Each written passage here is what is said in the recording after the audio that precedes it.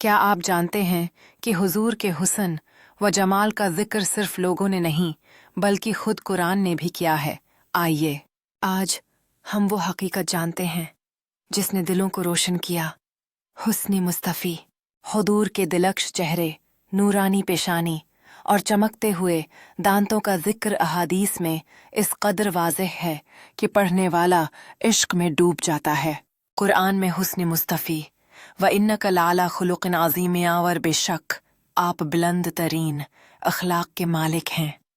اللہ تعالی حضور کے ظاہری چہرے سے پہلے آپ کے اخلاق کے حسن کو ذکر کیا، اور یہی آپ کے چہرے کی روشنی کا سبب ہے۔ یا ایھا النبی وسراجن منیرا، نبی آپ روشن کرنے والے چراغ ہیں۔ علماء فرماتے ہیں سراجا منیرن حضور کے نورانی چہرے کی طرف بھی اشارہ ہے۔ احادیث میں حضور کا حسن حضرت جابر رضی اللہ عنہ فرماتے ہیں، میں نے چاند اور رسول اللہ کے چہرے کو دیکھا تو مجھے آپ کا چہرہ چاند سے زیادہ حسین ہے سوچئے۔ صحابی نے چاند دیکھا، پھر حضور کا چہرہ، اور کہا کہ چاند بھی آپ کے حسن کے سامنے کم پڑ گیا۔ رسول اللہ کا چہرہ چمکتے ہوئے چاند جیسا تھا۔